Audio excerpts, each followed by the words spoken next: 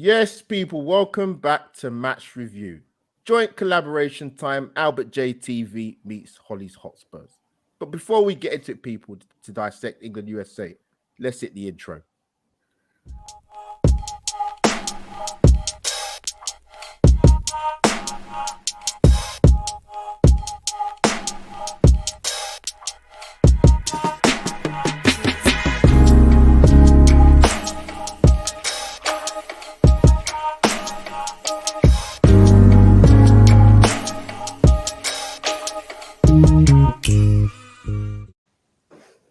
And there you have it, people. Surround intro onto a Sunday evening. Throwing in another live stream before another game of football at 7 o'clock, people. So it won't be a long one. Obliterate the like button on my channel, Albert JTV, and smash a like on my YouTube Tottenham wife, Hollie's channel as well. Because we're streaming from both channels, joint collaboration, as I said. So, Hollie, welcome back. Because obviously, before we bring in the two guests, how are you?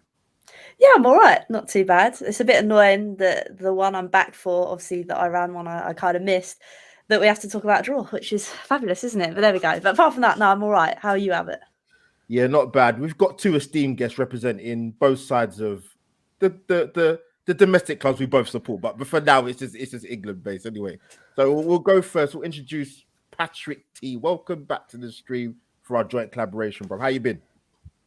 Yeah, I'm good, man. Thank you for having us on. A lot to talk about. Hopefully, we kind of talk about other games other than England and USA one because it was a bit of a stink fest. But yeah, I'm good. Happy to be here. Thank you for having me on. Great to meet Ray as well. So yeah, let's get it cracking. Yeah, good to see you back, Patrick, man. Looking pride and pristine from your fantastic debut FCAs, man. You're looking sharp, bro. Looking sharp. Yeah, That was a great event, man. It was nice to be around all the top podcasters and stuff. And like you said, I was suited and booted, and yeah, it was a nice day, man. It was a nice day. It was well done. You may see me next year, Patrick. You never know, Patrick. But yes, last but not least, Ray, my fellow bro. How you been, man? Great to get you on. Yeah, I'm all good, man. Thank you again for having me on. It's a little bit weird because I'm used to club football with you, so this is my first international game, if you like, my first cap. So yeah, let's do it.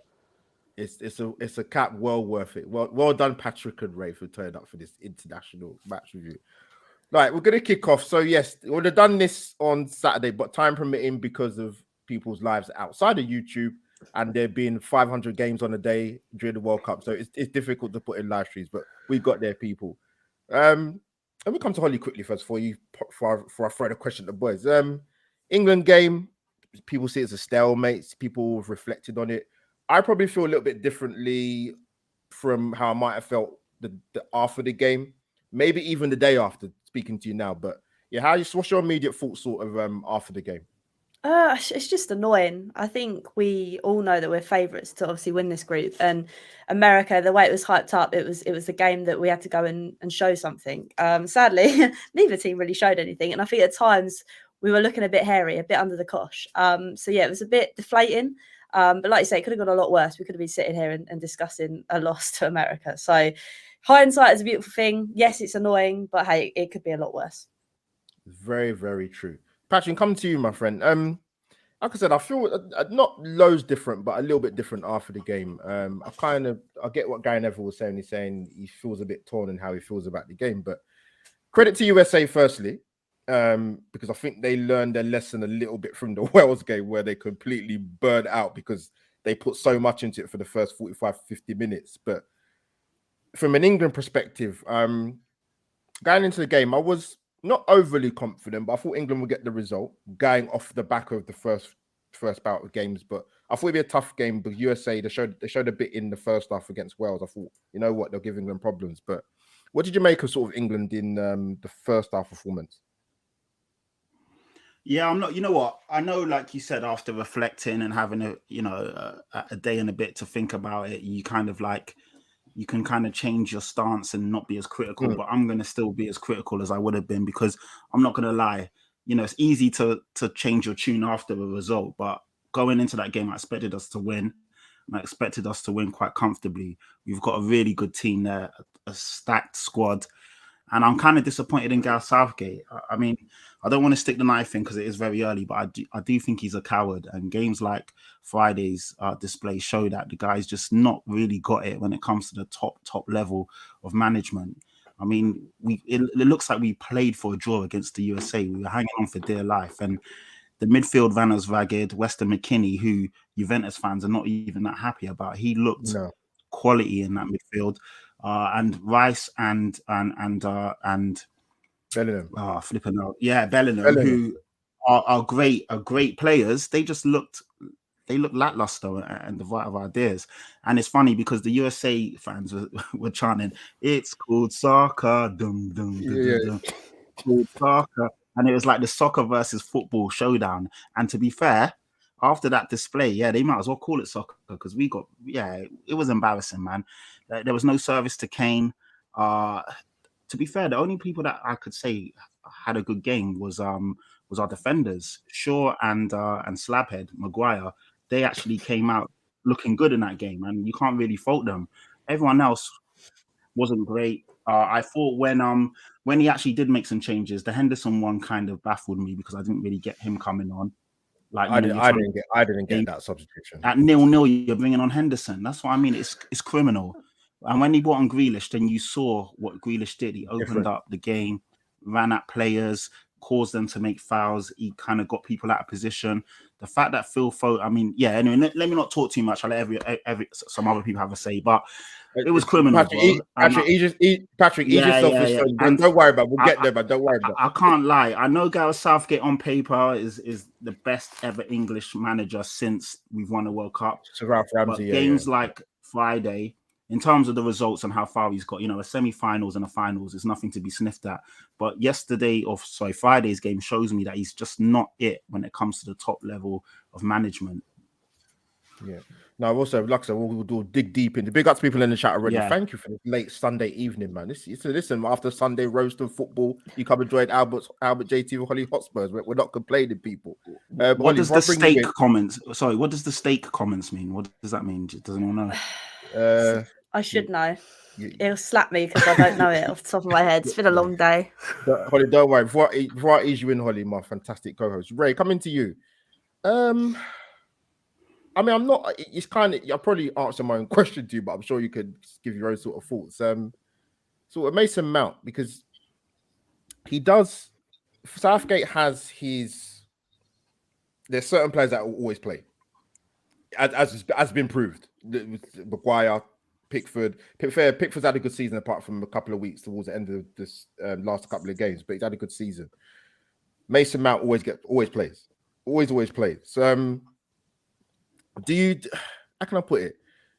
Do you see why Southgate picks him ahead of probably the likes of Patrick's mentioned, of probably a Foden or a Grealish? What is it he gives to the team that you feel Southgate always picks him?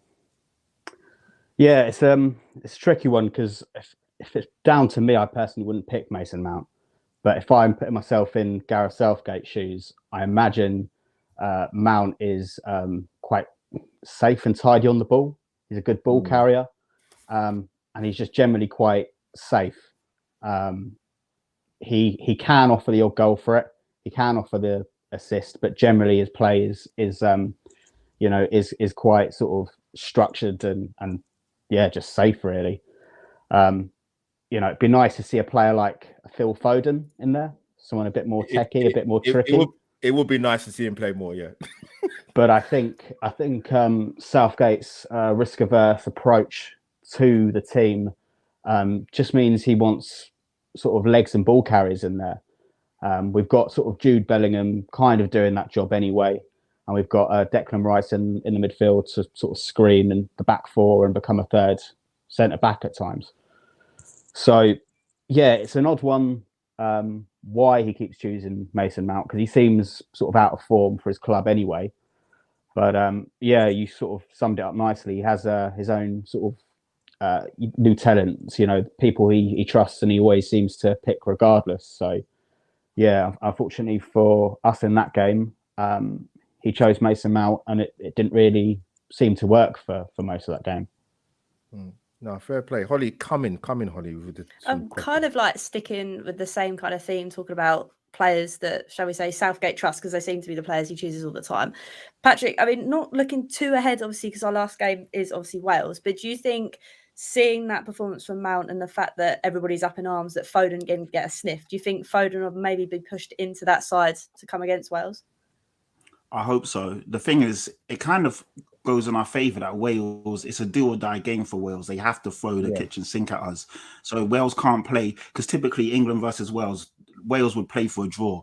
As long as they don't get beat, it's okay. But they need to win that game, which will leave a lot of space and it will leave a lot opening. So I hope he goes with Foden, who is somebody who will push the ball forward, will look to create and break the lines and play that killer ball. Because like Ray said, Mason Mount, he does get a lot of stick. I do think he was awful on Friday, but some of the stick is a bit harsh. But he's not a guy that is going to try and break the lines or do something techie or tricky. He's just very like risk averse and safety first kind of guy. So yeah, I would like to see Foden play. I'd like to see a bit more Grealish, and I'd like to see him even change things up. If Harry Kane's not really getting in the game, then bring on a Callum Wilson. Change it up a bit, man. We're way too predictable at the moment. Yeah, we're way too predictable, and most defenders and coaches will know how we're going to play, and it makes it easy to stop us. Sorry. I'm back.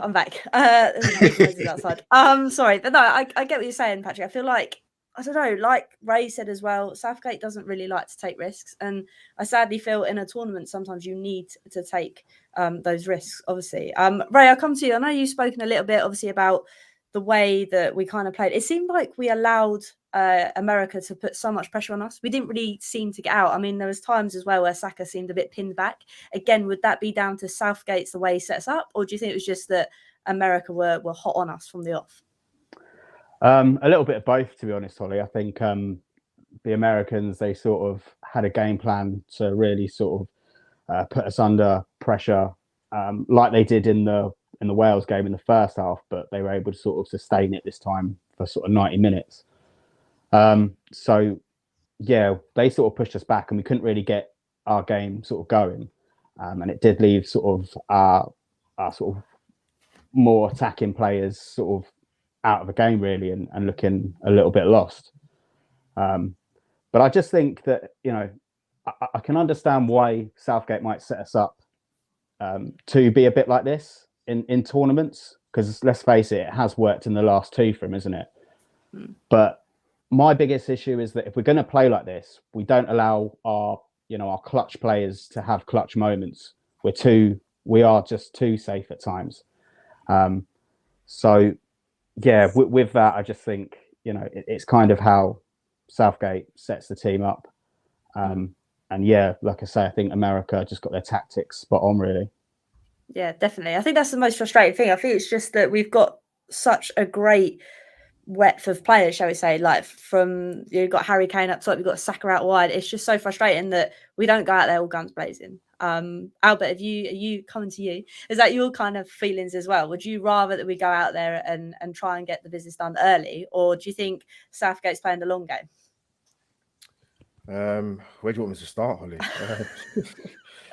You know what? I think the wider problem is, and it'd be interesting what the guys think, Patrick and Ray, is to me, other than Venables and Glenn Hoddle, England managers are very cautious, and Southgate is no different. When you go through the first half, the two things that were coming in my head, I think I voice noted Ray at the time. I can't remember if you remember. I said watching that first half performance, two names came into my head: Grealish, Foden.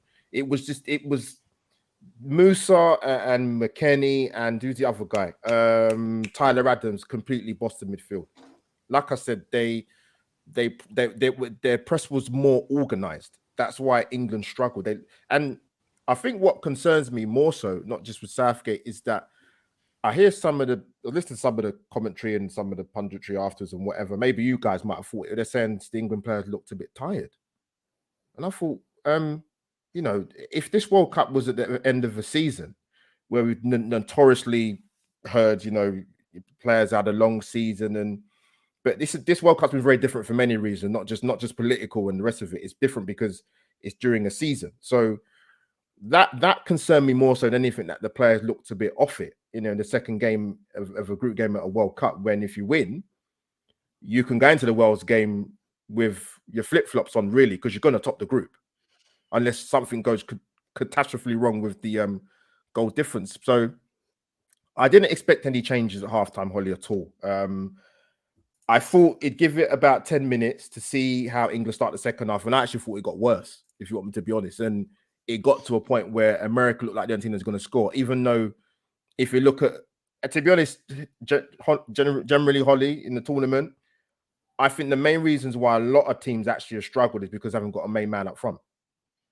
When you don't have someone to put the ball in the back of the net, you can have the best possession in the world. You need players to kill off games. But yeah, I didn't expect to see any major changes with Southgate coming to that second half, and we didn't, and it didn't really get much better.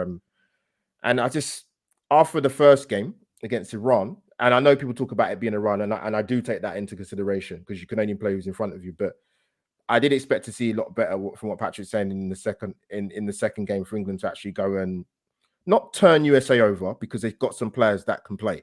It might be a tournament too early, but we'll see. But yeah, that's kind of my thoughts, really. I just think, to sort of round up and finish off, I've always said this with England: if they get to a stage where it comes to the knockout stages, is he prepared and brave enough to come out of our show and actually take some of these teams? I'm not sure. And I think the biggest problem for that is defensively. I think might be the issue. But coming to Patrick, sorry again, mate. I was going to say, I think the only thing that you're right, in terms of the defense, the best player for Harry Maguire, to be fair, because he won some very, very key headers in the first half, and in the second half, I actually think they would have scored. But I think the thing that worries me, Patrick, defensively, and it's going to sound crazy after a clean sheet, but I do look at it long term, because you're going to come up against better teams. We got no pace, and to me, it's important Walker comes back. But is there any concerns for you defensively, generally, before the tournament and after the game against USA? What's your thoughts? To be fair, no, not really. Defensively, England have always been quite a solid unit. And even though Maguire doesn't really play for Man United, he's always looked good in the England shirt.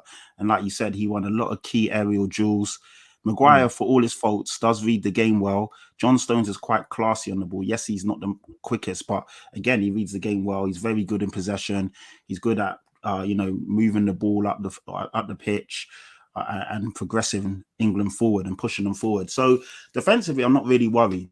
I think the fullbacks weren't great. Like Trippier didn't. No one's really talking about it, but Trippier didn't have a good game. And a lot of the attacks broke down on his side. So either you bring Ben White in, so you got that Ben White and Saka combination, or you bring in Trent. Dare I say, Trent going forward is amazing. And yes, defensively, it kind of like contradicts what I'm saying, because defensively Trent isn't great, but we do know what he offers going forward. And to be fair, going forward, we lacked creativity and a cutting edge. But for me, I'm not worried about England defensively. Yes, of course, there's going to be tougher tests, but that's not really my concern. My concern is us creating chances, creating quality chances, and really just cutting teams open. Against Iran, we look good, but dare I say it's Iran. Against USA, who are a team that they may not have the best players on paper, but they're very well organized. They were good in the press, like you said, Albert, and they've got some decent players. They've got players that play in decent teams, players that do play quite a lot of minutes. And you could see the difference and just how they set up. They frustrated us. And essentially, like you said, Albert, for me, there was only one team that was going to score. And I was really worried that if USA score, there's no way we're coming back into that game, because it just didn't look like we had any chance of scoring. So I know sometimes goals do change games. And maybe if they did score, then we would step it up. But it didn't look like it. So defensively, I'm not really that worried, but I am worried about us creating chances and just having that killer. We've got so many good players. We shouldn't be struggling offensively. Yeah, before I come to Ray, Patrick, because I think someone's put in the chat, but in terms of like our defense, what is it that you feel that doesn't sort of worry you going further into the tournament? Me? Yeah. Oh yeah, I see the comment as well about the Nation League, but I'm saying that in major tournaments, defensively, we've always looked quite solid. So Maguire and Stones are a good defensive unit, and to be fair, we're usually quite compact. Pickford in major tournaments has also been good. So I wouldn't say, if I'm looking at that team, defense isn't my main concern. There's so many more things I would adjust or try and get right before I worry about the defense. Mason Mount as a 10 isn't working. How do we get the best of your Fodens and your Grealishes? How do we get the best of someone else coming on who's not Harry Kane? How do we actually create for Harry Kane? Does Harry Kane need to drop deep, or does Harry Kane need to stay in that 6-yard, 12-yard box? There's a lot more questions that I would ask before I worry about the defense. So that's how I'd put it. All right, no worries. Well said, Patrick. Well done, PT, bro. Ray, coming to you, man. I was listening to some of the stuff on the socials, whether it be TalkSport, whatever, and I was listening to Stuart Pearce as to why he thought Gareth might not have, for example, bought on Foden. And I think Gareth kind of mentioned he didn't think it was the right game for him. I'm not really sure. I mean, you know what? I hear a lot of things, Ray. Let me simply that. Like, I hear about this thing about Southgate preferring sort of more people who've got good defensive responsibilities. I just think, like, come on, like, you got players like Sterling in the side and Saka. You're not going to tell me they don't know their defensive responsibility. People might think, well, how can you say that after what you saw on the other night? Well, it happens. That's football. Sometimes teams outplay you, but I just think, listen, I'm sure some of these Premier League managers of some of these players that play in the team don't just let the players run free will. I would like to think most players have some kind of defensive responsibility. So when you hear things like to say that, this wasn't the right game for Foden, what do you make of comments like that? I think it's bizarre, to be honest. We've got, quality littered all throughout the team, in my opinion. All right, there's some players that I prefer, or some players, like, I don't know, Harry Maguire, for example, who has been badly out of form and I don't really rate. But nonetheless, we've still got, quality players in every position. We've got how many odds 50 million pound plus players do you reckon are in England's team, compared to someone like America, man for man? It's strange because 100% I think we needed something different, because what we were doing was just too predictable, really, for America. Patrick sort of mentioned it there about the lack of service. It was shocking, wasn't it? We had no one that could connect and get Harry Kane into the game. He's our main man for England, isn't he? So, I mean, I've seen better service in Karen's Diner than we had on Friday night. It was shocking. But yeah, we need to get our players, our creative players, into the positions where they can be, most effective and do the things that they can do. Because yes, Foden is a quality player, and it's just like I say, it's just strange that Southgate never brought him on, because he should have brought him on at half time, and the fact he never brought him on at all really does baffle me. Yeah, before Hollie comes in, there are other diners available, people, for you. It's not just Karen's diners. I'm not going to mention all the others because I don't want to big up anybody in particular. But yeah, Hollie, come in, Hollie. So yeah, I'm a bit worn out with discussing a 0-0. We all know that Southgate should have brought Foden on, and I hope that he obviously does, Patrick, against Wales. I think the stat is that we have to lose by 4 goals or something ridiculous. It's 4 goal turnaround. Yeah, for us not to make it through. So that being said, Patrick, we should be okay against Wales, shouldn't we? Yeah, I mean, touch wood, you don't want to tempt fate, but realistically, I don't want to be here saying, we're going to be like, yes, we should, but we've also got to take into consideration this is a World Cup. Every team here is here on merit. Wales are a decent team. We saw in the Euros that if they get into a good run or a good vein of form, they can go far. But when I look at Wales now, Bale's not the same Bale. Even the supporting cast, like your Aaron Ramsey's, he's not looking good anymore. And then the rest of the guys, Joe Rodon, who's somebody who used to play for us, wasn't getting any minutes, is on loan. He looked a bit all over the place. But they've got some quality there. They've got players that know, they've been long in the tooth, been there, done that. So we've got to proceed with caution. But yeah, we should be able to beat them. And I expect, like I said, Wales will have to play on the front foot, and that will literally play in our hands. And we've got the quality to pick them off. But I want to see us go for it, man. I don't want to see us just go through the motions like we did against USA. Like Albert said, second half against USA, I was like, okay, cool. We go again. We're going to turn it up. And we were literally on the back foot from the 45th minute onwards. Yeah. It got worse. So, yeah, Gareth Southgate, he does worry me because there's no plan B. And I don't know, he just doesn't seem like the guy that really can put a rocket up these guys and say, let's go, let's do it. Tournament football, we're here. Essentially, I hate to say it, but this is a golden generation. You're not really going to get a much better squad in this moment with someone like a killer like Harry Kane, talent all around him, Saka, Grealish, Foden. You know, the list goes on and on. It's now time to deliver. Semi-finals, finals. Hopefully this one you go one further and win it. But these guys have got to show me more than what they're showing at the moment. And it's a great comment you make about obviously Southgate, because to me, I wouldn't be in the dressing room with him and he'd be excited me to go out there and go and play against Wales. You know, I mean, I don't think he's the guy for it, but hey, we're here now. So we just got to suck it up and get on with it. But Ray, you kind of on the same thought. Do you think for the players themselves as well to gain a bit more confidence? Because I can imagine drawing to America when it's been hyped up so much that we were going to go in there and beat them. Do you think this is the game to not only qualify us into obviously the next round, but to also be like, right, yeah, we are here to do business? Yeah, I think so, to be honest. And it's a bit of a derby game as well, isn't it? Not that the States wasn't, but I think the States was sort of felt we were sort of more of their rivals than we were of theirs. You know, with Wales, they obviously are a lot geographically closer to home, and we're a lot more familiar with a lot of their players. So it should be good. With Wales, they don't worry me too much because a lot of their players have sort of got on a bit now. They're not the Wales of 2016 anymore. We do play with a high line, so Dan James is the only one I can think of that has any real pace to get in behind us. So as long as we can, we can deal with that, I think we should be all right. But it's just about controlling the game and letting our players do so. You know, let the likes of Jude Bellingham, your Sakas, your Sterlings, your Fodens, whoever, to actually get on the ball and make things happen. Definitely. I think that's the thing. I think, like you say, sometimes the players are a bit restricted in terms of Southgate. I could be wrong, but I feel like sometimes they're a bit restricted to do what they want. So hopefully against Wales, like you say, they let themselves come into their own and they do something. Let's hope so. Yes, I hope so too, Ray and Patrick. I hope so too. But you know what? It's an interesting one before I sort of come in. Because traditionally, when England play against the other like home nations, they're not great games, man. They're not. I could go back 15, 20 years.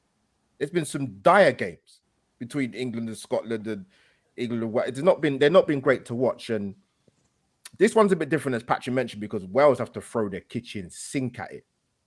Even if they've got a point against Iran, there's no way you're going to get through 3 points. Like you have to win one of your 3 games. You have to.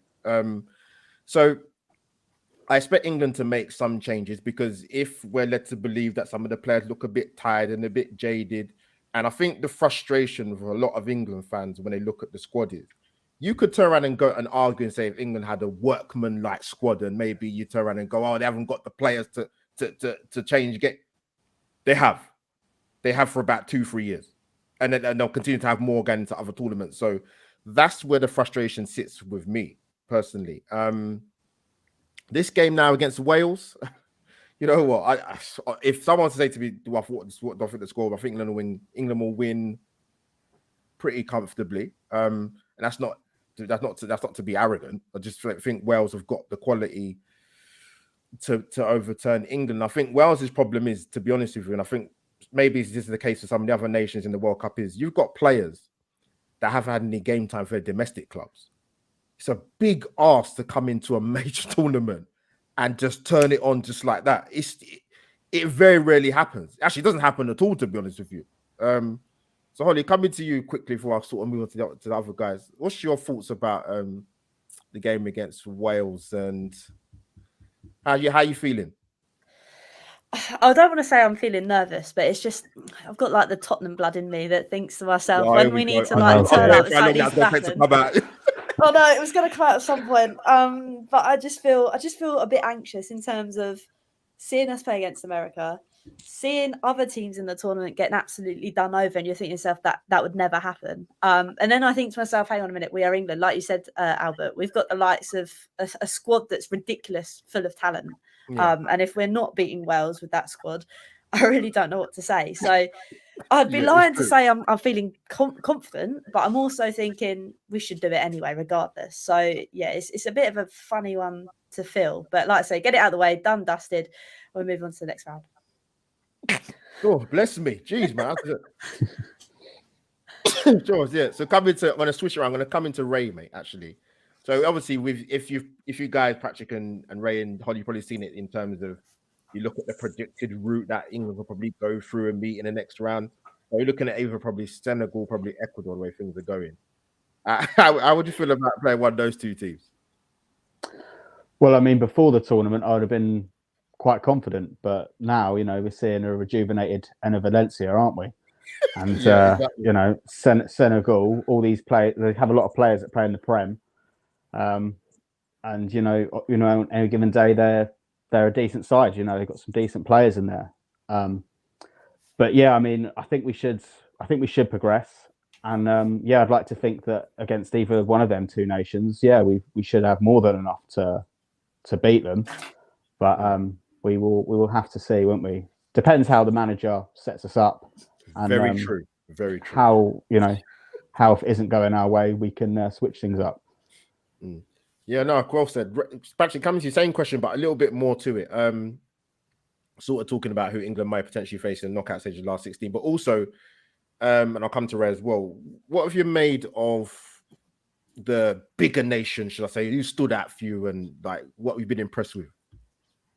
See, this is the thing. This is why, for me, it's so frustrating the way we played against USA. Because if I'm being honest, and fans can like talk with caution and not really, but I'm just going to be honest and real with it. I don't really look at any teams and be like, wow, this team's amazing and they really scare me. Even your Brazils, your Frances, I don't look at them and I'm like overly worried. Yes, on paper they've got amazing players, and yes, they're big teams, but England are just as good on their day as these guys. England have just as much talent. So for me, I'm not really that worried. I just think if England do what they need to do, they should get to the finals. And then it's up to them to deliver and cross that line. So, before the tournament started, I predicted England to get to the quarters. But then when I'm looking at it, I'm like, really and truly, we got to a semi-finals and the finals. We should at least get to a semis again. And the way the teams have started to play, I don't see why not. I'm not really scared about it. At the end of the day, you got to beat some quality to get through and win it. And then you're going to have to play a Brazil or France or Argentina. And I'll talk about those teams. They've looked better, but none of them are really scared me, if I'm being real with you. I know Spain scored 7, but again, it's the quality of the team that they played against. But realistically, the Premier League's probably got the best managers in the world. It's got some of the best talent in the world. The English players are lucky enough to be playing under some of the best managers as well. They're all pretty much Champions League players. They've all done it in major tournaments, at the biggest level. So I don't see why there's any excuses anymore, man. So I look at the Brazils. Yes, they've got amazing attacking talent, but they've got an aging back line. France are a good team on their day, but there's also been a lot of problems and they struggle at times. Germany are kind of washed now. Spain, I'm not too sure about them. They've got, it's a new Spain. Yeah, Argentina, again, on their day, they're decent, but I'm not sure about them either. So really and truly, I don't see why not. I don't see why not. These guys just got to step up and believe. And to be fair, the manager's got to believe. Take some chances. Be brave. Don't shit the bed when things don't go your way, and don't really set up negatively against teams that you shouldn't be setting negatively up against. 5 at the back against, for example, a Wales or Ecuador is not going to cut it for me. So yeah, to be fair, it's a long-winded answer, but really and truly, I don't really see any problems as long as this team believe in itself and the manager also does the same. Yeah, you know what? I think if Kyle Walker's, I don't know how fit he is, England will go to a back 3. 100% they'll go back to the back 3. I don't think it even matters if it's the opposition are, but particularly if they make it for the second round quarterfinals, because that's just how he is. I mean, we've got used to it as fans of England or England fans are watching football, how he sets up, even with the talent that he's got. So I think leading on to Ray. Actually, I think what I've wanted to see with England, I sort of ask you back generally about the tournament as well, is like Patrick mentions, semi-final and a final, can they make that step up or that extra 10-15% to get them over the line? I'm not sure. Yes, the players have to take a bit of responsibility on the pitch and manage the game. I understand that, but then, like I said, the tactics come from the manager and obviously substitutions and the rest of it. But yeah, what do you make of sort of the tournament so far and like the big hitters that Patrick's mentioned? What have you made? Who you impressed with or not impressed with? Yeah, I think the team I'm probably impressed with, again, a bit like Patrick, there's no team that's really stood out so far. I'd probably say the French, they do impress me just because of the results and the just sheer depth they have in their team. Mbappe. I mean, Mbappe, you know, again, what a player. What an unbelievable player. And seeing him against the likes of Harry Maguire literally terrifies me. So, you know, on any given day, yeah. That's why the pace worries me, bro. Like, listen, before I'm going to bring you back in again, Ray. Yeah, like it's. I look at some of the games I've seen this in the tournament so far. Like defensively, other teams fall back. For example, the guy for the USA, Anthony Robinson. Oh my god, up and down, peppering. I just worry. Like that's why. Listen, I'm not Kyle Walker's biggest fan. You know, I'll say that. I've said it quite openly in quite a few platforms. But I see why Gareth picks him because the man's got pace to burn, and you're gonna need that in the defensive backline. That's what would concern me. I'll come in, Ray. Sorry, mate. Yeah, and I hear that. It's just the problem is that we've got a half-cooked Kyle Walker. You know, Yes. if he was fully fit and raring to go, then yeah, on any given day, I'd fancy him to get the better of Mbappe and quick, tricky players like that.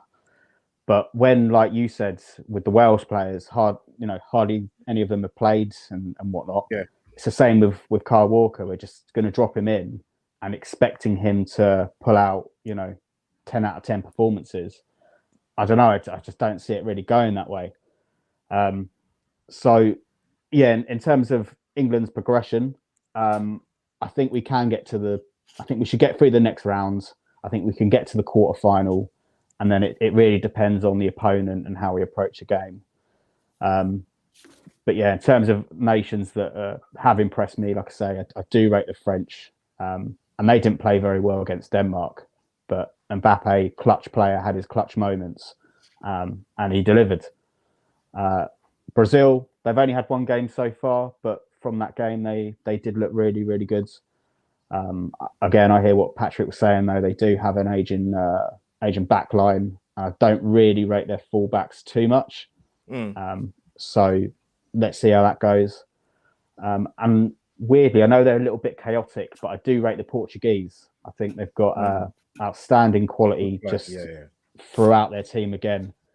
And, I know it's the Ronaldo show at the moment with them, isn't it? So, whether Piers Morgan's on the bus, I don't know. But,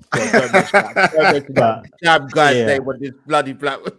Sorry. That's crazy. But never get me started on that guy, man. But I don't care if he's an Arsenal fan. I don't care. But for me, it's a 50-50. It's a toss of a coin. They're either going to be brilliant or, they're just going to be a complete calamity. So after one game, I'm not sure what side of the fence I'm on with them.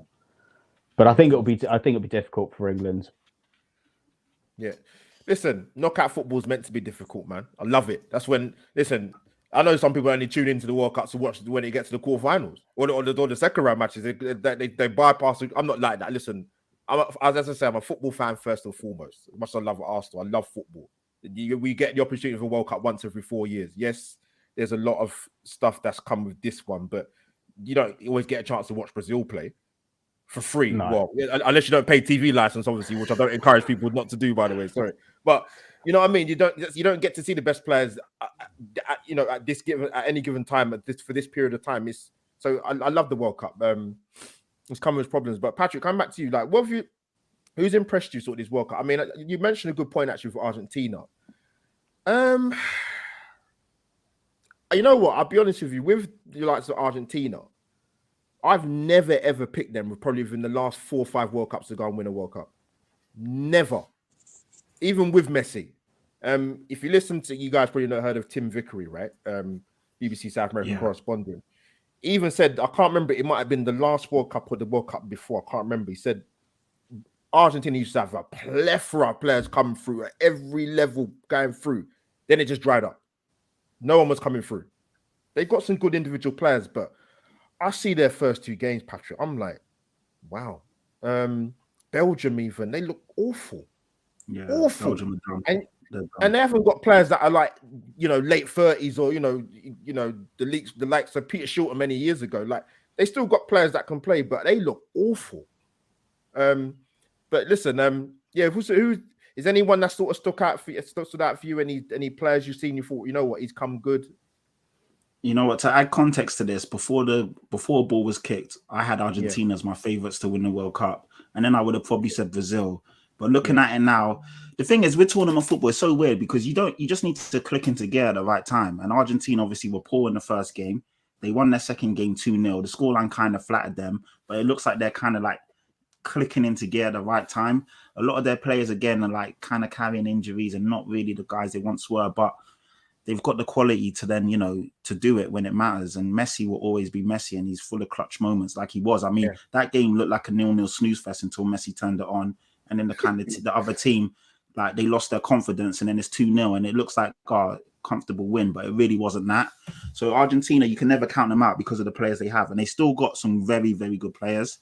I don't know. Brazil, like you said, they've only played one game. They still have a crazy depth in that attacking area. You've got Martinelli on the bench. You've got Anthony. You've got it's ridiculous when you look at the players they got on the bench that they can bring in to change it up. Gabriel Jesus, there's so many different players and different combinations they can go with. So for me, they're always going to be a worry. Other than that, I don't know. So far, I mean, you're looking at, there's a lot of teams I know Canada didn't do well today, but Canada looked really good in the first game against Belgium. Very unlucky. Yeah, very unlucky. Ecuador, they could be a surprise package. Senegal as well. They're kind of like, no one's really talking about them because Mane's not there, but they still got a lot of decent players that, like Ray was saying, on their day, they can definitely do a job. So it's hard to say really at the moment because there's not that many games that we've seen of teams. Like some teams have only played one game. So it's hard to say, but I probably still wouldn't look past Argentina and Brazil, if I'm being honest with you, if it's not England for me. Yeah, or France. I can't forget France as well, obviously. Patrick, throw another team in there if you want. Throw another. No, that's it. I'm done. Are you sure, Patrick? Are you sure? Now, you know what? You know what? Brazil were my tip, and you mentioned like the attacking talent was. Well, you know what?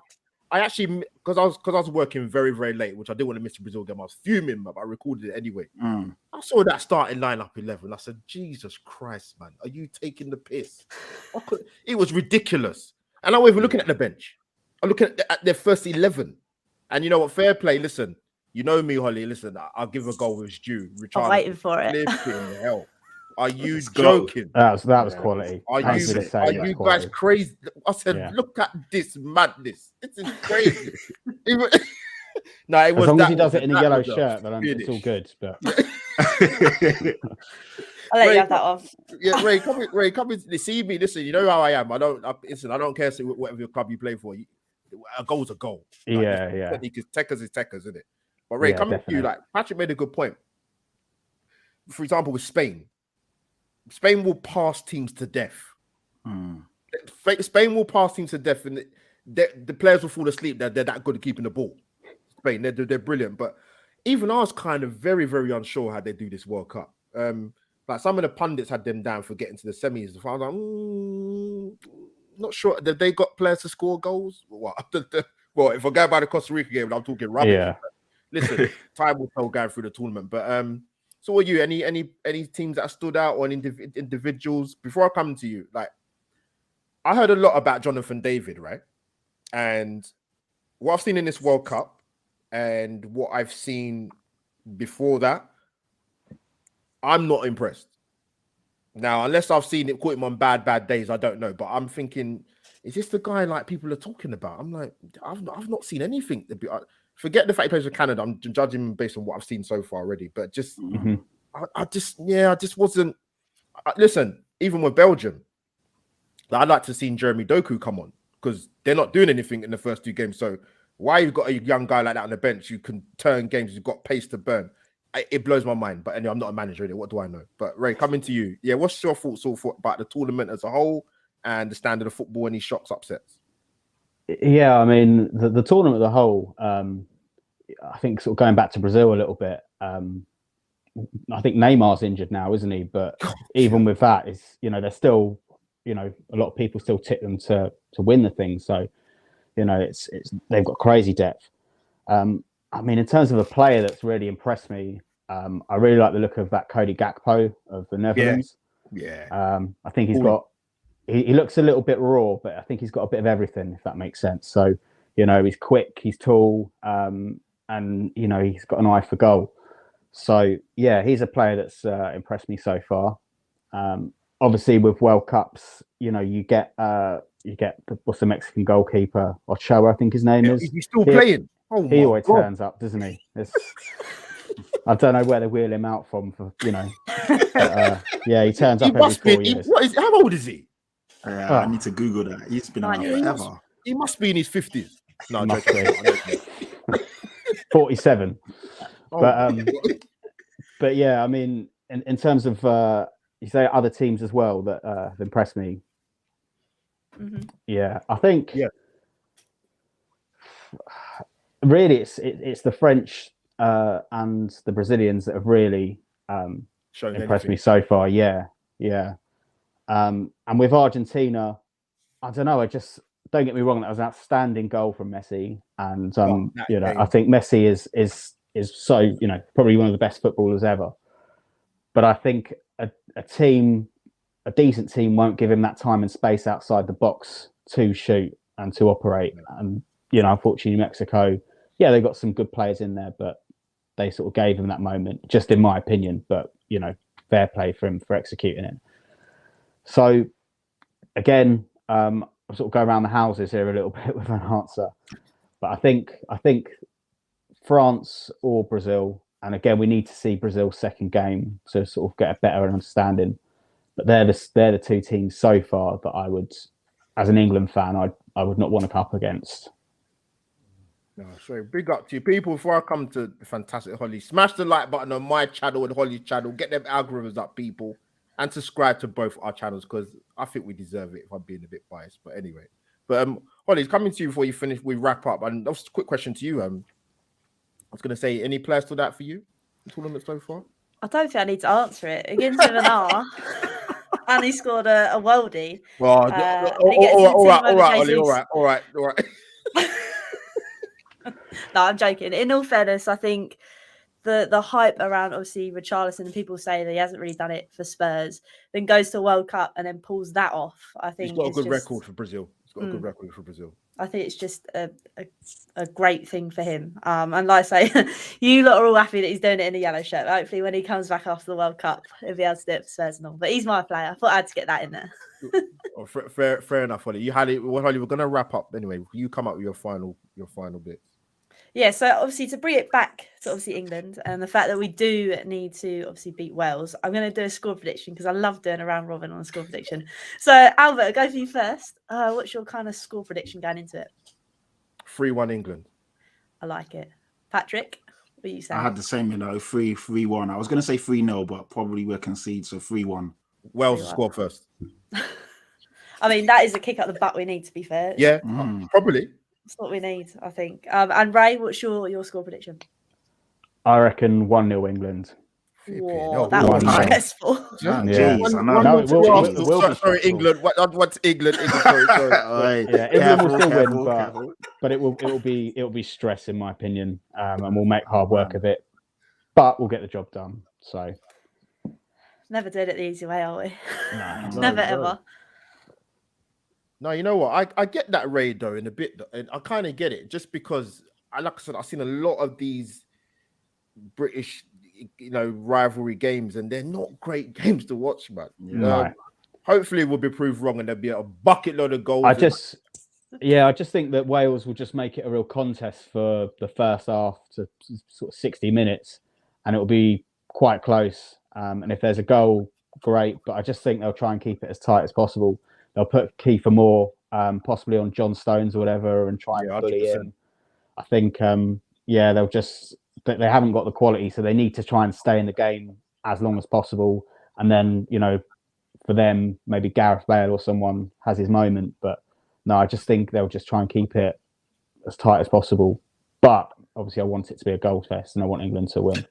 Yeah, well said, Ray. Well said, Ray. But people, we have come to the end of the match review. Stroke World Cup talk. Big up to the amazing panel we've got here. The guests have been fantastic, representing two sides North London, but we're not talking about that now anyway. But Patrick, much love, brother. Good to see you again, man. Looking sharp as usual, bro. Tell the people where they can find you, my friend. Try, man. Thank you once again. Thanks for having us on. Always a pleasure. It's right there. It's on the bottom. Patrick Tyrant, right there, people. Just spelled the normal way. On Twitter, Instagram, and YouTube. So follow me. My podcast is called Chatty Patty. To be fair, I started it. I've been kind of lazy. I've been here, there, and everywhere on everyone else's, but I need to actually push mine. So yeah, Chatty Patty on YouTube and Patrick Tyrant on Twitter and Insta. So yeah, that's me. There you have it, football community. Go and follow the brother, man. Come on, go and do it, man. And not last but not least, my bro Ray. Ray, tell the people where they can find you. Thank you for giving up your Sunday evening to come on our joint collaboration. Oh, no worries. It's been a pleasure. Thank you again for having me. Yeah, if you want to follow me on Twitter, my handle's just there in the bottom, _Kasim. I just like chatting football. So, yeah, as long as you talk sense, then come and chat with me. Ray, that is the brilliant way to say it. And of course, my fantastic co-host. It's fantastic to see you again, obviously. We haven't met actually in person, which is it's a crime, but it will happen. Right. Things are being put in place. Well, Hollie, thank you for joining me for the co-hosting again. That was good. Thank you, Albert. I wouldn't have been able to do it without you, my friend. So, there we go. Listen, man, I'm going to get the Kleenex in a minute, man. Let me just wrap up this live stream, man. It's getting too emotional there, man. Come on, man. People in the chat, thank you once again. Obliterate the like button. I will put this on my audio so you can hear all our dulcet tones again. I did say dulcet, not dulcet, people. So just say that properly. But yeah, we're over and out because there's another game in 6 minutes time, people. So knockout heavyweight game, man. We'll see. But people, smash the like button. Like I said, that is Albert JT and Hollie's Hotspurs. Over and out for another match review. See you on Wednesday night for the match review for Wales. See you then, people.